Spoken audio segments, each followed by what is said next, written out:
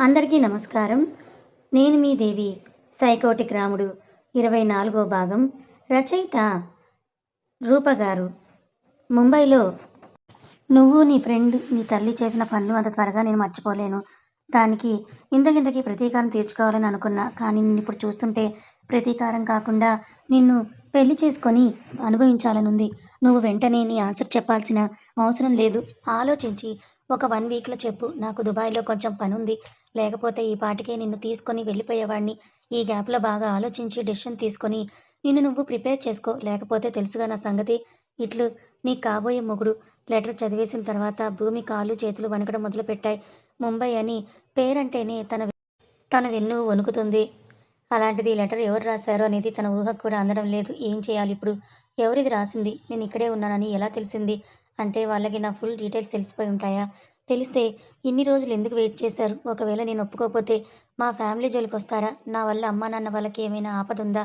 ఇలా 100 ప్రశ్నలు ఆమెను మెదడుని అతలాకుతలం చేశాయి. ఎవరిని హెల్ప్ అడగాలో కూడా తనకి తెలియడం లేదు. లెటర్ పట్టుకుని అక్కడే కూర్చొని ఏడుస్తూ నో నో నేనిలా ఏడవకూడదు. దీనికి పరిష్కారం వెతకాలి. నేను భయపడే కొద్దీ వీళ్ళు నన్ను ఇంకా ఇంకా బెదిరిస్తూనే భయపడతారు. దీనికి ఫుల్ స్టాప్ పెట్టాలి. ఎలా దేవుడా! ప్లీజ్ నాకొక దారి చూపించని వేడుకుంటుంది. ఇంతలో లెటర్ యొక్క ఫ్రమ్ అడ్రస్ చూస్తుంది. సీతమ్మధార అనే ఊరు పేరుంటుంది. అంటే వీళ్ళు ఇక్కడే ఉన్నారా? ఇక్కడుండే నాకు ఈ లెటర్ రాస్తున్నారన్నమాట. వెంటనే ఒక పేపర్ తీసుకొని రిటర్న్ లెటర్ రాయడానికి పెన్ తీసుకుంటుంది. ఫోన్ రింగ్ అవుతూ ఉండగా ఎవరని చూస్తుంది. Unknown number. లిఫ్ట్ చేసి హలో అంటుంది. అట్నుంచి ఒక పర్సన్ గట్టిగా నవ్వుతూ ఉంటాడు. ఎవరు? హలో వైష్ణవి ఎలా ఉన్నావు? ఎవరు మీరు? అయినా నా పేరు వైష్ణవి కాదు. యస్ మీ పేరు భూమి కదా మర్చిపోయాను. పేరు మార్చుకున్నంత మాత్రాన రూపాన్ని మార్చుకోలేవు కదా భూమి. ముంబైలో కన్నా ఇక్కడ ఇంకా సెక్సీగా ఉన్నావు. ఈరోజే మీ అమ్మ ఒప్పుకొని ఉంటే నీకు డైలీ సుఖాన్ని చూపించేవాణ్ణి. మాటలు కరెక్ట్‌గా మాట్లాడండి. లేకపోతే లేకపోతే ఏం చేస్తావు? నీ ప్రియుడికి చెప్తావా? అయినా వాడిక్కడ లేడుగా లండన్‌లో ఉన్నాడు. నడుస్తున్నాడా? లేక ఇంకా బెడ్ మీదే పడున్నాడా? మీరెవరు? నాతో నీకు పనేంటి? అంత మాట అంటున్నావెందుకు భూమి? నిజంగానే నన్ను మర్చిపోయావా? లేక నటిస్తున్నావా? చూడండి మీరెవరో అనుకొని ఎవరికి ఫోన్ చేశారో ఒకసారి చెక్ చేయండి. మొన్న యాక్సిడెంట్ వల్ల నువ్వేమైనా గతం మర్చిపోయావా ఏంటి? అయినా నీకేం కాకుండా ప్లాన్ ప్రకారమే యాక్సిడెంట్ చేయించాను. నీ రిపోర్ట్స్ కూడా చెక్ చేశాను. అలాంటిదేం లేదు. వాట్? నువ్వు యాక్సిడెంట్ చేయించావా? అబ్బా! నువ్వంత గట్టిగా అరుస్తున్నా నాకు వినసొంపుగా ఉంది భూమి. షటప్! అరిచి నీ ఎనర్జీ వేస్ట్ చేసుకోకు భూమి. రేపు నువ్వు వీక్ అయితే నా పరిస్థితేంటి? అసలే లోపల బాడీ రోజురోజుకి హీటెక్కిపోతోంది. దాన్ని నువ్వే చల్లార్చాలి. ఒక అమ్మాయితో ఇలా మాట్లాడడానికి నీకు సిగ్గుగా లేదా? సిగ్గెందుకు? నా పెళ్ళాంతోనేగా మాట్లాడుతోంది. ఛీ నోర్మి! నా ప్రాణం పోయినా నేను నీకు సొంతం కాను. అదే జరిగితే నా ప్రాణాలు తీసుకోవడానికైనా సిద్ధపడతాను. అంత పెద్ద పెద్ద డెసిషన్ తీసుకోవద్దు. మళ్ళీ నువ్వే బాధపడతావు. అవును నీ హెల్త్ అంతా ఓకే కదా ఇప్పుడు? నేను చెప్పినట్టు వింటే నీకే మంచిది. లేకపోతే నువ్వెవరికి దగ్గరవుతావో వాళ్ళందరిని నీకు దూరం చేస్తాను. అసలే తల్లిని, ఒక ఫ్రెండ్‌ని పోగొట్టుకున్నావు. ప్రియుడు హాస్పిటల్‌లో పడున్నాడు. నేను చెప్పించేయి. నీకు వేరే ఆప్షన్ లేదు భూమి. నన్ను బాగా కన్సిడర్ చెయి. మర్చిపోయి ఉంటే మళ్ళీ గుర్తు చేస్తున్నా. నా పేరు శంకర్. తాటినేని వీరశంకర్ అని ఫోన్ కట్ చేసేస్తాడు. భూమికి తల తిరిగిపోతుంది. అంటే శంకర్ జైల్లో నుంచి రిలీజ్ అయ్యాడా? కానీ ఎప్పుడు? అసలెలా రిలీజ్ చేశారు? ఇప్పుడు నేనేం చెయ్యాలి? నా వల్ల ఇంకొక ప్రాణం పోయినా నేను తట్టుకోలేను. దీనికొకటే పరిష్కారం. యెస్ అలా చేస్తేనే నా నుంచి నా ఫ్యామిలీని అలానే ఆకాష్ సార్‌ని కాపాడుకోగలను. లండన్. ఆకాష్ టికెట్స్ అన్నీ బుక్ అయిపోయాయి. ఇప్పుడే కన్ఫర్మేషన్ వచ్చింది. ఎగ్జైట్‌గా ఉన్నావే భూమిని కలవడానికి అని అడుగుతుంది కరుణ. అది కానీ ఇక్కడ ఉంటే చాచి పెట్టి కొట్టేదాన్ని. నేను లేకపోవడం చాలా ఎక్కువైంది. వెళ్ళి మేడంని కరెక్ట్ లైన్‌లో పెట్టాలి. లేకపోతే నెత్తినెక్కి కూర్చుంటుంది. పాపం ఆకాష్. అలా అనకు. తను నా వల్లే అలాంటి డెసిషన్ తీసుకుంది. నువ్వంటే భూమికి చాలా ఇష్టం. అందుకే నిన్ను వదులుకోవడానికి కూడా వెనకాడలేదు. నీ భూమి పురాణం ఆపు ముందు. మీ నాన్న ఏం ప్లాన్ చేశాడో కనుక్కోవాలి. ఆయనకి మనం ఫుల్ స్టాప్ పెడితే రేపు నా కాపురంలో వేలు పెట్టకుండా ఉంటాడు. గట్టిగా నవ్వేసింది కరుణ. నేనేమైనా జోక్ చేశానా? అంతలా నవ్వుతున్నావు? లేదు. పెళ్ళంటేనే ఆమడ దూరంలో ఉండేవాడివి. ఇప్పుడు ఏకంగా కాపురం అది ఇది అని మాట్లాడుతుంటే నవ్వొచ్చిందిలే. ఏం చేద్దాం మేడం నా లైఫ్‌లోకొచ్చి నన్ను ఇలా మార్చేశారు. ఆకాష్ నడుచుకుంటూ పరుగున వస్తాడు విజయ్. ఏమైంది? ఈ కాల్ రికార్డ్ విను అంటాడు. ఎవరిది? భూమికి ఒక 5 మినిట్స్ బ్యాక్ కాలొచ్చింది. నాకెందుకో సస్పెక్ట్‌గా అనిపించి విన్నాను. నువ్వు కూడా విను అంటాడు. మొత్తం విన్న ఆకాష్ ఫేస్ చేంజ్ అవుతుంది. ఎవరీ శంకర్? ఆకాష్. చాలా తెలిసిన పేరులా ఉంది. మనకొక ప్రాజెక్ట్ డీల్ ఓకే అయింది కదా! దాని సీఈఓనే ఈ శంకర్. వాట్? యెస్. ఇంకొక విషయం ఏంటంటే నా సిస్టర్ పరిస్థితికి కూడా వీడే కారణం. అంత తేలిగ్గా వదిలిపెట్టను వీడిని. కరుణ అర్జెంట్‌గా ఇండియాకి టికెట్స్ బుక్ చెయి. మనం ఈరోజే నైట్‌కి వెళ్ళాలి. ఓకే ఆకాష్. ఒక డెసిషన్‌కొచ్చిన భూమి ఆ రోజు ఈవినింగ్ తనే వంట చేసి ఇంట్లో అందరికీ తన చేతులతోనే అన్నం పెడుతుంది. "ఏంటక్క ఈరోజు కొత్తగా తినిపిస్తున్నావు?" "ఏం లేదురా, చాలా రోజులయ్యింది మీ అందరితో కలిసి నా చేత్తో వంట చేసి తినిపించడం. అందుకే ఈరోజు చేశాను." "ఓకే అక్క, కానీ ఐటెమ్స్ అన్నీ సూపర్. చాలా బావున్నాయి. థాంక్స్ రా" అని తనే స్వయంగా భాస్కర్‌రావుకి, బామ్మకి, భానుకి కూడా అన్నం పెడుతుంది. అందరూ తిన్నాక ఆరుబయట భాస్కర్‌రావు గారు కుర్చీలో కూర్చొని ఏదో ఆలోచిస్తుంటారు. ఆయన దగ్గరికి వెళ్లి, "నాన్న ఏం ఆలోచిస్తున్నారు?" "ఏం లేదు తల్లి. ఆడపిల్లలు ఇంట్లో ఉంటే ఒక తండ్రిగా నేనేం ఆలోచిస్తాను? మీ జీవితాలు బావుండాలనే తప్ప, నాన్న మీరు ఈ మధ్య చాలా దిగులుగా ఉంటున్నారు. మా గురించి ఏం ఆలోచించకండి." "ఆలోచించకుండా ఎలా ఉండను తల్లి. పెళ్లి మాటలన్నీ అనుకున్నా నీ జీవితం ఇలా అయింది. గీత స్టడీస్ ఇంకా కంప్లీట్ అవ్వలేదు. ఫీజు కూడా రేపటిలోపు కట్టాలన్నారు. చేతిలో చూస్తే డబ్బు లేదు." "అదేంటి నాన్న, నా జీతం అమ్మకిచ్చాను కదా." "వద్దు తల్లి, నీ స్టడీస్‌కి అవి పక్కన పెట్టాను. ఇప్పటికే నువ్వు మా కోసం చాలానే చేశావు. ఇంకా వద్దు." "నేను తెలిసిన వాళ్ళని అడిగాను. ఇక్కడ మనకి పక్క వీధిలో ఒక బిల్డింగ్ కన్‌స్ట్రక్షన్ చేస్తున్నారు. వాచ్‌మెన్ కావాలంట.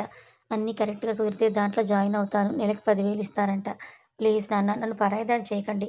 "లేదమ్మా, నేను కల్లో కూడా అలా అనుకోను. కానీ నీ భవిష్యత్తు నాకు ఇంపార్టెంట్. ఈ విషయంలో నువ్వు ఇంకా ఏం మాట్లాడకు. చాలా లేట్ అయింది, వెళ్లి పడుకో" అని భూమిని పంపించేశారు భాస్కర్‌రావు గారు. తండ్రి పరిస్థితి చూసి భూమి మనసు బాధతో మూలిగింది. నైట్ 2:30 అందరూ పడుకున్న తర్వాత చిన్నగా బ్యాగ్ తీసుకొని తలుపులు ఓపెన్ చేసి బయట బ్యాగ్ పెట్టి లోపలికి వెళ్లి భాస్కర్‌రావు రూమ్ డోర్ ఓపెన్ చేసి ఉన్న తల్లి, తండ్రి కాళ్ళకి నమస్కరించి, "నన్ను క్షమించండి. మిమ్మల్ని ఇంకా ఇబ్బంది పెట్టను. నా వల్ల మీకేమైనా అయితే నేను తట్టుకోలేను. అందుకే ఇల్లు వదిలి వెళ్ళిపోతున్నా" అని తను దాచుకున్న డబ్బులన్నీ ఆయన పక్కనే ఉన్న టేబుల్ దగ్గర పెట్టి, తాను రాసిన లెటర్ కూడా అక్కడే ఉంచి ఇంకోసారి మనస్ఫూర్తిగా వాళ్ళని చూసుకొని బయటకొస్తుంది. ఇంకో రూమ్‌లో ఉన్న బామ్మగారిని, గీతని కూడా చూసి బయటకొచ్చేస్తుంది. బ్యాగ్ తీసుకొని ఒంటరి నడక మొదలుపెడుతుంది. ఎటు వెళ్ళాలో, ఏం చేయాలో తెలియక ఒంటరిగా నడుస్తూ వెళ్తుంది. లండన్. "ఆకాష్, మనం ఇప్పుడు వెళ్ళడం ఏంటి? వచ్చే వారం కదా వెళ్ళేది.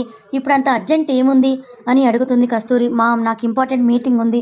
అటెండ్ అవ్వాలి కానీ కన్నా మామ్ ప్లీజ్ ఇప్పుడంత టైం లేదు. త్వరగా రెడీ అవ్వని" చెప్పి బయటకొస్తాడు ఆకాష్. "అదేంటి చెల్లాయి, నీ మాట కూడా వినిపించుకోవడం లేదు. అయినా అంత ఇంపార్టెంట్ మీటింగ్ ఏముంది? హెల్త్ కూడా ఇంపార్టెంటే కదా" అని అంటాడు దివాకర్. "వెళ్దాంలే అన్నయ్య." పనిలో పని ఆకాష్‌కి, కరుణకి పెళ్లి కూడా చేసేస్తే మన బాధ్యత కూడా తీరిపోతుంది. కానీ చెల్లాయి, దానికి బావగారు ఒప్పుకుంటారా? ఆయన ఒప్పుకోవడం ఏంటి? మనం చూస్తున్నాంగా. ఆకాష్, కరుణ ఈ కొన్ని నెలల్లో ఎంత క్లోజ్ అయ్యారో. ఆయన చూస్తే అర్థం చేసుకుంటాడు. కాదని మొండి చేస్తే మనం చూసుకుందాం. మీరు టెన్షన్ పడకండి అన్నయ్య. ఆ మాట అన్నావు బావుంది చెల్లాయి అని హుషారుగా భుజాలు ఎగరేస్తూ బయటకొస్తాడు.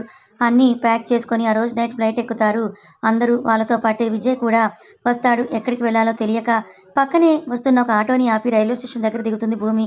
లోపలికి వెళ్ళి తను అటు ఇటు చూస్తుంది. అక్కడక్కడ కొంతమంది ఉంటారు. రెండో ప్లాట్‌ఫామ్ దగ్గరికొచ్చి ఒకతే కూర్చుంటుంది. అందరినీ చూశాను. ఒకసారి ఆకాష్ సార్‌ని కూడా చూస్తే బావుండనిపిస్తుంది కానీ అది జరిగే పని కాదుగా అనుకొని ఫోన్ వైపు చూస్తుంది. అంతరాత్మ ఫోన్ చెయ్యని అంటుంది. కాసేపు ఆలోచించి ఓకే, చివరిసారిగా మాట్లాడి ఫోన్ కూడా ఎక్కడైనా డిసేబుల్ చేసేద్దాం. సో సార్ నన్ను ట్రాక్ చేయలేరనుకొని ఆకాష్ నెంబర్‌కి కాల్ చేస్తుంది. ఫ్లైట్‌లో ఉండటం వల్ల ఫోన్ స్విచ్ ఆఫ్ అని వస్తుంది. కరుణకి ట్రై చేస్తుంది. స్విచ్ ఆఫ్ అనే వస్తుంది. సార్‌తో చివరిసారిగా మాట్లాడే అదృష్టం కూడా నాకు లేదు అనుకొని ఫోన్ లోపల పెడుతుంది. ఇంతలో వెనుక నుంచి ఎవరో ఒక ఆమె వచ్చి, "అమ్మా, నా కూతురు బయట నొప్పులతో బాధపడుతోంది. కొంచెం వచ్చి హెల్ప్ చేయండమ్మా" అని అంటుంది. ఆ మాట విన్న భూమి మనసు కరిగి బ్యాగ్ అక్కడే పెట్టి ఆమెతో పాటు బయటికి వెళ్తుంది. ఇంతలో ఒక పెద్ద వ్యాన్ వచ్చి అక్కడ ఆగుతుంది. అందులో నుంచి ఇద్దరు దిగి భూమి వైపు వెళ్తారు. "ఎక్కడమ్మా మీ కూతురు" అని అడుగుతూ ఉండగా ఆ ఇద్దరు మనుషులు భూమి చేతుల్ని పట్టుకొని ఒక చేత్తో ఆమె మొహం పైన క్లాత్ పెడతారు. వెంటనే స్పృహ తప్పి పడుతుంది. దాంతో వాళ్ళు తనని వ్యాన్‌లో ఎక్కించుకొని తీసుకొని వెళ్ళిపోతారు. మార్నింగ్ 7 అవుతూ ఉండగా ఫ్లైట్ ల్యాండ్ అవుతుంది. బయటకొచ్చిన ఆకాష్ సరాసరి క్యాబ్ బుక్ చేసుకొని నేరుగా భూమి ఇంటికే వెళ్తాడు. ఇంటి ముందు కారు ఆగడమే ఆలస్యం. నేరుగా లోపలికి వెళ్లి చూసేసరికి అందరూ హాల్‌లో కూర్చొని ఏడుస్తారు. ఆకాష్ చూసిన గీత బావ అని తనని హగ్ చేసుకొని బోరున ఏడుస్తుంది. "ఏమైంది గీత?" అని అడుగుతాడు ఆకాష్. "బావ, అక్క ఇల్లు వదిలి వెళ్ళిపోయింది." అతను షాక్ అవ్వడు. ఎందుకంటే ఆకాష్ ఆల్రెడీ ఎక్స్‌పెక్ట్ చేసే ఉంటాడు కాబట్టి. "ఆకాష్, ఎలా అయినా భూమిని వెతికి తీసుకొని రా. తను లేకపోతే నేను ప్రాణాలతో ఉండలేను" అని బామ్మగారు ఏడుస్తూ అంటారు. "మీరు కంగారు పడకండి బామ్మగారు." భాస్కర్‌రావుని చూస్తూ, "అంకుల్, మీకిక్కడ ఎవరైనా మీరు కాకుండా ఇంకెవరైనా బంధువులున్నారా?" "ఉన్నారు బాబు. కానీ భూమికి వాళ్ళతో పరిచయం అంత ఎక్కువగా లేదు" అని అంటారు. "ఒకసారి వాళ్ళందరికీ కాల్ చేసి నార్మల్‌గా అడగండి. గీత నువ్వు భూమి ఫ్రెండ్ని కాంటాక్ట్ అవ్వు. ఏ ఇన్ఫర్మేషన్ తెలిసినా సరే నాకు చెప్పండి. నేను ఈలోపు పోలీసులతో ఎంక్వైరీ చేయిస్తాను. సరే బావా అని అంటుంది. వెంటనే బయట ఉన్న క్యాబ్‌లో ఎక్కి విజయ్‌కి జరిగిందంతా కూడా చెప్తాడు. డోంట్ వర్రీ ఆకాష్, నేను డీఎస్పీతో మాట్లాడతాను. ఓకే అని కాల్ కట్ చేసి పూజకి ఫోన్ చేస్తాడు ఆకాష్. లిఫ్ట్ చేసిన Pooja, hi sir, how is your health అని అడుగుతుంది. I am good. నాకు చిన్న ఇన్ఫర్మేషన్ కావాలి. చెప్పండి సార్. భూమి నీ దగ్గరికి ఏమైనా వచ్చిందా? లేదు సార్. తనతో లాస్ట్‌గా నువ్వు ఎప్పుడు మాట్లాడావు? నిన్న ఆఫీస్‌లో క్యాంటీన్‌లో కూర్చొని కాసేపు మాట్లాడుకున్నాం సార్. మాట్లాడాము అని అంటే? ఎవరెవరు? నేను, శ్రీను, భూమి. ఓకే అని చెప్పి కాల్ కట్ చేస్తాడు ఆకాష్. వెంటనే శ్రీనుకి కాల్ చేస్తాడు. స్విచ్ ఆఫ్ అనొస్తుంది. మ్యాటర్ అంతా కూడా అర్థమైన ఆకాష్‌కి ఎవరికో కాల్ చేసి మాట్లాడదామని అనుకుంటూ ఉండగా విజయ్ నెంబర్ నుంచి కాలొస్తుంది. లిఫ్ట్ చేసి, విజయ్ ఏమైనా తెలిసిందా? యెస్ ఆకాష్. భూమి ఫోన్ ట్రాక్ చేస్తే లాస్ట్‌గా రైల్వే స్టేషన్ నుంచి సిగ్నల్స్ వచ్చినట్టుగా చూపిస్తోంది. అండ్ ఫోన్ సిగ్నల్స్ స్టిల్ అక్కడే చూపిస్తున్నాయి. మేబీ భూమి అక్కడే ఉండొచ్చనేది నా నమ్మకం. Is it? యెస్. మనం త్వరగా అక్కడికి వెళ్తే విషయం ఏంటనేది తెలుస్తుంది. ఓకే, నేను అక్కడికే స్టార్ట్ అవుతున్నాను. నువ్వు డైరెక్ట్‌గా అక్కడికే వచ్చెయి అని అంటాడు ఆకాష్. అని కాల్ కట్ చేస్తాడు విజయ్. రైల్వే స్టేషన్‌కి చేరుకున్న ఆకాష్ అక్కడ సీసీ కెమెరాల హెల్ప్‌తో భూమిని కనుక్కున్నారు. భూమి వచ్చినప్పటి నుంచి మొత్తం చెక్ చేశారు. ఎవరో ఒక అమ్మాయి భూమిని తీసుకొని బయటకు వెళ్ళినట్లు చూపిస్తోంది. ఆ తర్వాత ఎంతసేపైనా తను లోపలికి రాకపోవడంతో అనుమానం వచ్చి స్టేషన్ బయట సీసీటీవీ ఫుటేజ్ చెక్ చేయగా ఎవరో ఇద్దరు వ్యక్తులు తనకి మత్తుమందు ఇచ్చి వ్యాన్‌లో ఎక్కించుకొని వెళ్ళినట్టుగా ఉంది. ఆకాష్ కళ్ళు ఎర్రబడ్డాయి. కోపంతో అతని పిడికిలి బిగించాడు. చేతి మీద నరాలు తేలాయి. అది గమనించిన విజయ్, ఆకాష్ కామ్ డౌన్. ఇప్పుడు ఆవేశం కన్నా ఆలోచన ముఖ్యం. మనకి భూమి ప్రాణాలతో కావాలి. అలానే తనని తీసుకొని వెళ్ళిన వాళ్ళు కూడా అలా జరగాలి అంటే నువ్వు ఆవేశపడకూడదు. అతని మాటల ప్రభావమో ఏమో కానీ ఆకాష్ కొంచెం కూల్ అయ్యి అక్కడే ఉన్న ఎస్పీ హెల్ప్‌తో ఆ వ్యాన్ ఎటు వెళ్తుందో ట్రాక్ చేయమని అడిగారు. దానికి ఇన్స్‌పెక్టర్, మేము ఆ పనిలోనే ఉన్నాము. మీరు కంగారు పడకండి. జస్ట్ 20 మినిట్స్ మీకు కరెక్ట్ లొకేషన్ ఇస్తామని అంటారు. ఆకాష్ ఫోన్ రింగ్ అవుతూ ఉంటే ఎవరని చూస్తే గీత నంబర్. లిఫ్ట్ చేసి చెప్పు గీత అని అంటాడు. బావా, అక్క గురించి మీకు ఏమైనా ఇన్ఫర్మేషన్ తెలిసిందా అని అడుగుతుంది. లేదు గీత, తెలిసిన వెంటనే నీకు చెప్తాను. ఓకే బావా, మీతో ఒక విషయం చెప్పాలి. చెప్పు గీత. నేను అక్క రూమ్‌కి వచ్చినప్పుడు అక్క నాకు ఒక లెటర్ కనిపించింది. మీకు ఫోటో తీసి పంపిస్తున్నాను చూడండి. ఓకే అని వాట్సాప్ ఓపెన్ చేసి పిక్ చూస్తాడు. అతని కనుబొమ్మలు ముడిపడతాయి. ఇది ఆ శంకర్ పని అనుకొని అతని మీద కంప్లెయింట్ వేస్తాడు. ఎస్ఐకి వచ్చిన ఇన్ఫర్మేషన్‌తో ఆకాష్, మేము వాళ్ళని ట్రాక్ చేశాం. ఎక్కడ సార్ ఆ రాస్కెల్స్? రాజానగర్‌లోని ఒక పాడుపడ్డ రైస్ మిల్లులో ఆ వ్యాన్ ఆగినట్లు ఇన్ఫర్మేషన్ వచ్చింది. Thanks sir. మా టీమ్‌ని ఆల్రెడీ పిలిచాను. వాళ్ళు ఆన్ ది వేలో మనల్ని మీట్ అవుతారు. థాంక్స్ సార్ అని కార్‌లో ముగ్గురు స్టార్ట్ అవుతారు. రైస్ మిల్లు దగ్గరికి చేరుకున్న ఆకాష్ అండ్ పోలీస్ టీమ్ అక్కడంతా కూడా సెర్చ్ చేశారు. బట్ ఏ ఆనవాళ్ళు కూడా కనిపించలేదు. ఆకాష్‌కి పిచ్చెక్కిపోతూ ఉంటుంది. భూమి అని ఎక్కడున్నావు? పిచ్చిపడిలా అరుస్తూ ఉంటాడు. కోపంతో గట్టిగా నేలని కాలుతో తంతాడు. ఒక విధమైన సౌండ్ వస్తుంది. అది అబ్జర్వ్ చేసిన విజయ్ తన కింద నేలని కాలుతో అదుముతాడు. ఇంకో సౌండ్ వస్తుంది. వెంటనే ఆకాష్‌ని పిలిచి ఆ డిఫరెన్స్‌ని చూపిస్తాడు. ఇంతలో ఇన్స్‌పెక్టర్ సత్యం ఆకాష్‌ని చూస్తుంటే, దీని కింద ఇంకో ఏదో రూమ్ ఉంది. మనం వస్తున్నామని బహుశా వాళ్ళు నేల కింద ఉండుంటారు. మనం ఆ మార్గాన్ని ఫైండ్ ఔట్ చేయాలి. అందరూ వెతుకుతూ ఉండగా ఒక చెక్క ముక్క లాంటి దగ్గర భూమి చున్నీ కనిపిస్తుంది. పరుగున అక్కడికి వెళ్తాడు ఆకాష్. దాన్ని తీసుకొని చూస్తే అక్కడక్కడ బ్లడ్ ఉంటుంది. చున్నీని తీసుకొని భూమి అని మళ్ళీ గట్టిగా అరుస్తాడు ఆకాష్. అంతలో ఒక కానిస్టేబుల్, సార్ ఇక్కడ చూడండి అని అంటాడు. అందరూ కూడా పరుగున అక్కడికి వెళ్తే చతురస్రపు ఆకారంలో ఒక ఇనుప పలక లాంటిది ఉంటుంది. ఇంకో కానిస్టేబుల్ దాన్ని ఓపెన్ చేస్తాడు.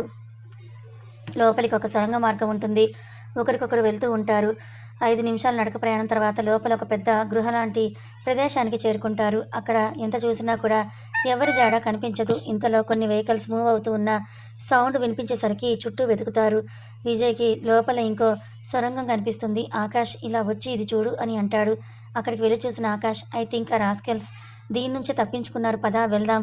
ఈరోజు వాళ్ళు నా చేతుల్లో నుంచి ఎట్టి పరిస్థితుల్లోనూ తప్పించుకోకూడదు అని అందరూ దానిలో నుంచి బయటకు వస్తే అది వాళ్ళు ఏదైతే ఫస్ట్ ప్లేస్‌కి వస్తారో ఆ ప్లేస్ ఆపోజిట్‌కే దారి. 2 వ్యాన్స్ వెళ్తుంటాయి. చివరి వ్యాన్‌లో ఆకాష్ భూమిని చూస్తాడు. గట్టిగా భూమి అని అరుస్తాడు. కానీ తనకి స్పృహ ఉండదు. స్పీడ్‌గా పరిగెడుతూ మధ్యలో ఒక గోడ ఉంటే దాన్ని ఎక్కి అవతలకి దూకి తన కార్‌ని తీసుకొని వాళ్ళ వెనకే ఫాలో అవుతాడు ఆకాష్. వీళ్ళ వెనకే పోలీసులు, విజయ్ కూడా వెళ్తారు. ఆ వ్యాన్ రెండూ కలిసి ఆకాష్‌ని తికమక పెట్టించడానికి రెండు వైపులా వెళ్తాయి. కానీ ఆకాష్ భూమి ఏ కారులో అయితే ఉంటుందో అదే ఫాలో అవుతాడు. కాసేపటికి ఆ వ్యాన్ ఒక టెంపుల్ ముందు ఆగుతుంది. ఒక రౌడీ వచ్చి భూమిని భుజం మీద వేసుకొని గుడి లోపలికి వెళ్తాడు. వెనుక వస్తున్న ఆకాష్ని ఆనుకు ఆపమని పక్కనే ఉన్న ఇంకో 5గురు రౌడీలకి చెప్తాడు. చిన్నగా స్పృహలోకి వస్తున్న భూమి కళ్ళు ఓపెన్ చేస్తూ ఉండగా అంతా మసగ్గా కనిపిస్తుంది. తననెవరో ఎత్తుకుని వెళ్తున్నారని గ్రహించి నన్ను వదులు అని ఆ రౌడీ వీపు మీద కొడుతుంది. చేతులు రెండు తాడుతో కట్టేసరికి చేతులు నొప్పికి శరీరంలో శక్తి లేకపోయేసరికి అతని భుజం మీద మళ్ళీ వాలిపోతుంది. ఆ రౌడీ భూమిని తీసుకొని లోపల గుడిలోకి తీసుకొని వచ్చి ఒక పీట మీద కూర్చోపెడతాడు. చేతులు కాళ్ళు కట్టేసేసరికి కళ్ళు మసగ్గా అనిపించగా తను ఎక్కడ ఉందో ఏం జరుగుతుందో ఊహించలేకపోతుంది. ఎదురుగ్గా ఎవరో పురోహితులు మంత్రాలు చదువుతూ ఉన్నారు. చెవులకి వినిపించిన సౌండ్తో గ్రహించింది. వదలండని గింజుకుంటూ ఉంది. ఆ రౌడీ వచ్చి భూమికి చేతికి కాళ్ళకి ఉన్న కట్లన్నీ విప్పుతాడు. తనకి మెలకువ రావడానికి మొహం మీద నీళ్లు చల్లి తనకి కొన్ని నీళ్లు తాగిస్తాడు. కొంచెం రిలీఫ్గా అనిపించి వాటర్ తాగడం వల్ల కొంచెం శక్తి వచ్చేసరికి కళ్ళు తుడుచుకొని చూస్తుంది. ఆమె గ్రహించింది. కరెక్ట్గా ఎదురుగ్గా పురోహితుడు మంత్రాలు చదువుతున్నాడు. కింద పసుపు కుంకుమ అలానే కలశం, దాని మీద మంగళసూత్రం ఉంది. దెబ్బకి దిమ్మ తిరిగి పోతుంది భూమికి. ఎవరు నన్ను ఇక్కడికి తీసుకుని వచ్చారు అని కోపంతో పైకి లేస్తుంది. ఇంతలోనే ఆమె చేయి పట్టుకొని ఎక్కడికి భూమి అని వాయిస్ వస్తుంది. ఎవరో తెలిసిన వాయిస్లా అనిపించి పక్కకు తిరుగుతుంది భూమి. పెళ్లి బట్టల్లో శ్రీను కనిపిస్తాడు. శ్రీను, నువ్వేంటి ఇక్కడ? నన్ను ఎందుకు తీసుకుని వచ్చావు?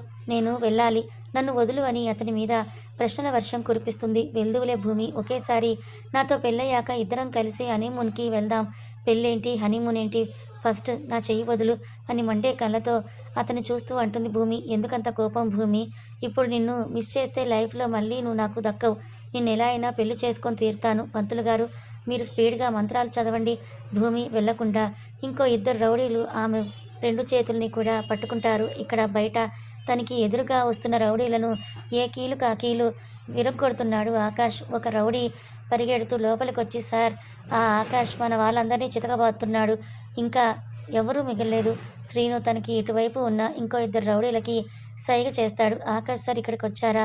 భూమి మాటలు పట్టించుకోకుండా పంతులు గారు ఈ మంత్రాలన్నీ ఆపేసి తాళి కట్టే మంత్రాలు చదవండి అంటాడు. శ్రీను, ఇప్పుడు కానీ నన్ను వదలకపోతే తర్వాత నీ ఫ్యూచర్ నువ్వు ఊహించుకోలేని విధంగా ఉంటుంది. నీతో పెళ్ళయ్యాక మన ఫ్యూచర్ నువ్వు ఊహించుకోలేవు భూమి అని కింద కలశంలో ఉన్న మంగళసూత్రాన్ని చేతిలోకి తీసుకుంటాడు ఆ శ్రీను. భూమి గట్టి గట్టిగా ఆకాష్ ఆకాష్ అని అరుస్తుంది. భూమి పిలుపు విన్న ఆకాష్ వస్తున్న ఇద్దరు రౌడీలను కూడా మట్టి కరిపించి లోపలికి వెళ్తాడు. భూమికి బలవంతంగా శ్రీను పెళ్లి చేసుకోవడం చూసి పరుగున వెళ్తాడు. అప్పటికి ఇంకో ముగ్గురు రౌడీలు అతనికి ఎదురుగా వస్తారు. శ్రీను బెండయ్యి భూమి మెడ మీద తాళి ఆనించి వెనక ముడివేయడానికి చూస్తాడు. కథ కొనసాగుతుంది. మరి భూమి శ్రీనుని పెళ్లి చేసుకోకుండా ఆకాష్ ఆపుతాడా? అసలు శ్రీను ఇలా ఎందుకు తెగించాడు? భూమిని బెదిరిస్తున్నదెవరు? ఆకాష్ తెలుసుకుంటాడా లేదా? తెలుసుకోవాలనుకుంటే ఛానల్ని ఫాలో అవ్వండి. Thank you so much.